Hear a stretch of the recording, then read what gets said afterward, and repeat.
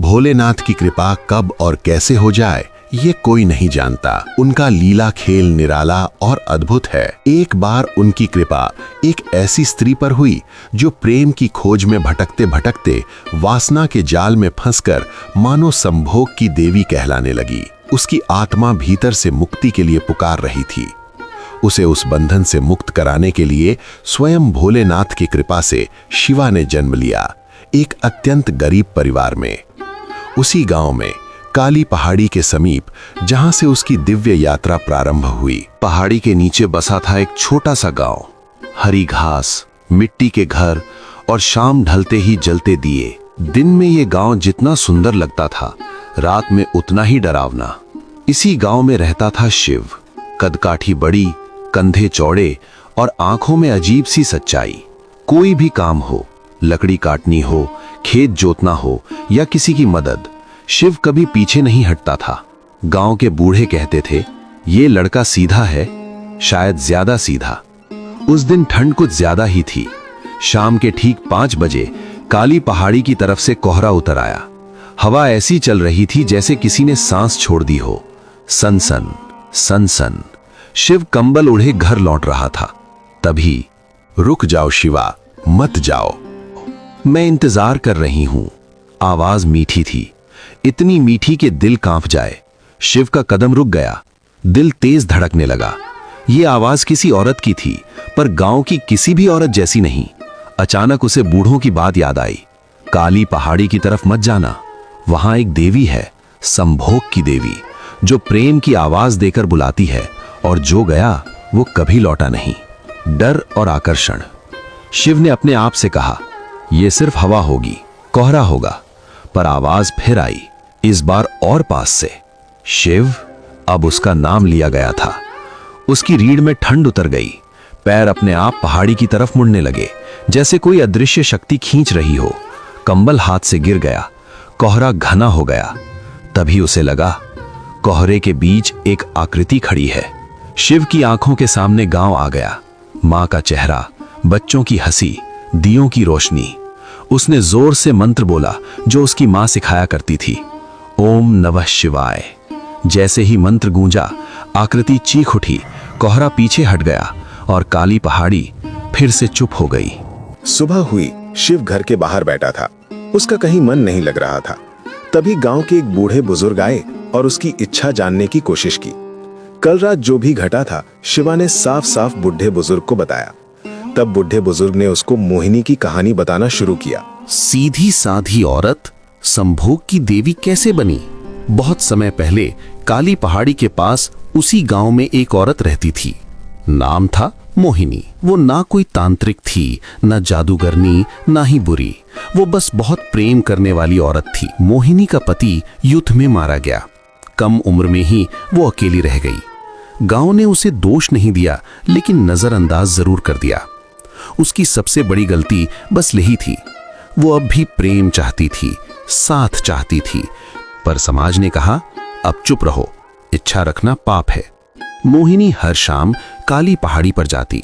वहां बैठकर रोती, बोलती, अगर प्रेम पाप है तो मुझे ही पाप बना दो। कहते हैं उसकी अधूरी इच्छा, उसका दबा हुआ प्रेम और समाज की निर्दयता, तीनों ने मिलकर उसे इंसान नहीं रहने दिया। उसकी आत्मा वहीं अटक गई। देवी कैसे बनी? जब कोई आत्मा बहुत गहरे प्रेम के साथ मरे और उसकी इच्छाओं को पाप कहा जाए और उसे मुक्ति ना मिले, तो वो देवी नहीं, चेतावनी बन जाती है। मोहिनी किसी की देह नहीं चाहती थी। वो बस ये परखती थी कि कौन मुझे प्रेम समझता है और कौन सिर्फ लालसा। जो सिर्फ वासना लेकर गया वो लौटकर नहीं आया। जो मन पर काबू रख सका वो बच गया। इसलिए उसका नाम पड़ा संभोग की देवी, क्योंकि वो संभोग नहीं, संभोग की परीक्षा थी, देह की नहीं, मन की। और फिर बुढ़े बुजुर्ग वहां से चले गए। शिवा भोलेनाथ को दिल से स्मरण कर उसने मन ही मन पूछा, हे भोलेनाथ, ये क्या है? तभी भोलेनाथ ने उसे आशीर्वाद दिया और कहा, तुम्हारा जन्म उस कन्या को मुक्त करने के लिए ही हुआ है। जाओ, उसे मुक्त करो। मेरा आशीर्वाद सदैव तुम्हारे साथ है। फिर शिवा कुछ देर तक बैठा रहा और अपना औजार उठाया, खेत में काम करने चला गया। पर उसका काम में मन नहीं लग रहा था। धीरे धीरे शाम होने को आया। वापस वैसा ही माहौल बन गया जैसे कल बना हुआ था। और फिर से शिवा नाम की आवाज गूंजने लगी कानों में। उसे लगा फिर से कोई पहाड़ी की तरफ से बुला रहा है। पर इस बार शिव ने पीछे नहीं हटा और काली पहाड़ी की तरफ पहला कदम उठा लिया। तभी जमीन हल्के से कांपी, आसमान में बादल घिराए और बिजली चमक उठी। शिव ने अपना औजार कंधे पर रखा।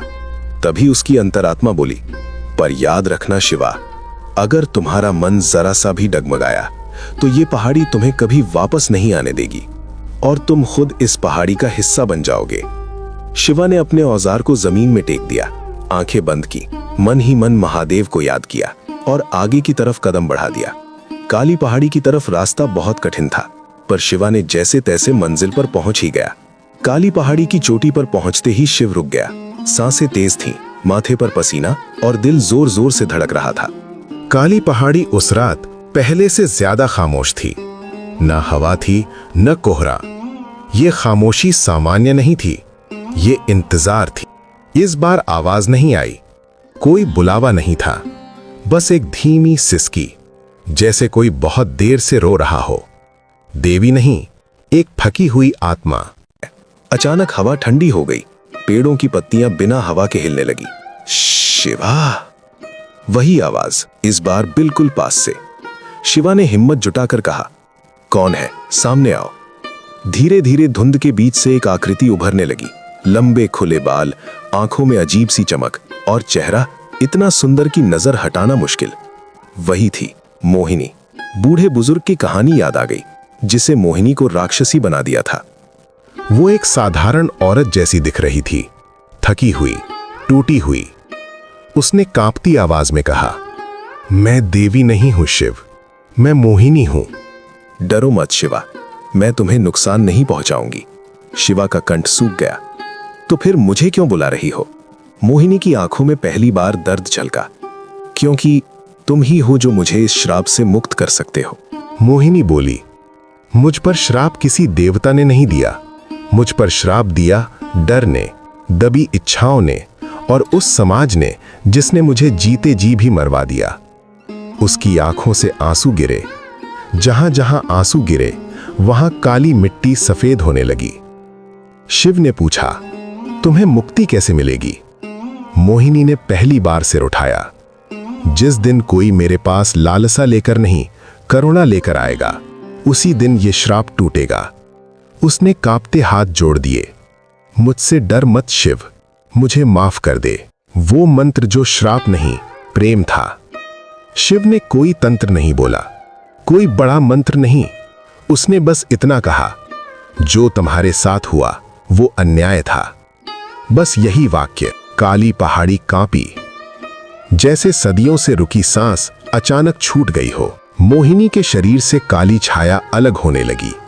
छाया चीखी। वो असली संभोग की देवी थी, डर और दबी इच्छाओं से बनी हुई। और मोहिनी हल्की रोशनी में बदलने लगी।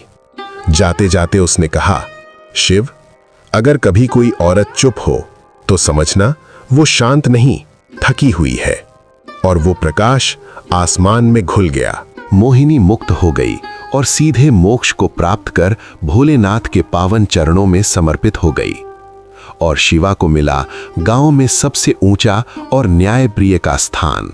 काली पहाड़ी अब भी है, पर रात को वहां से कोई आवाज नहीं आती। सिर्फ हवा चलती है, सामान्य हवा।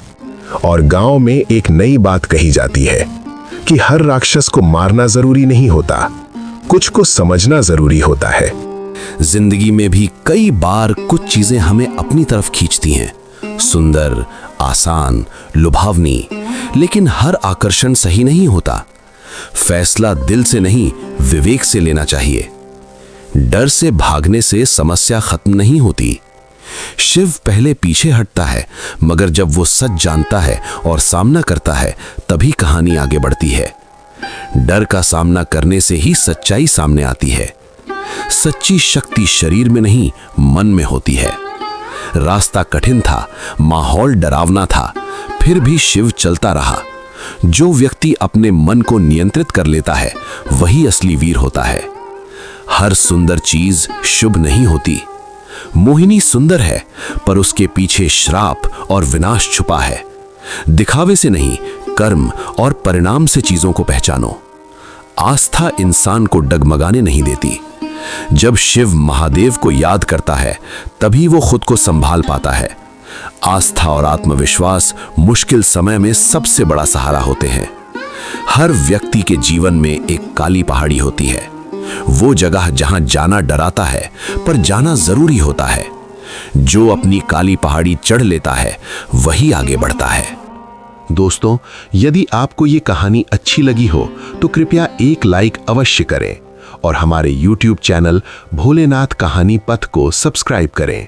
शिवा।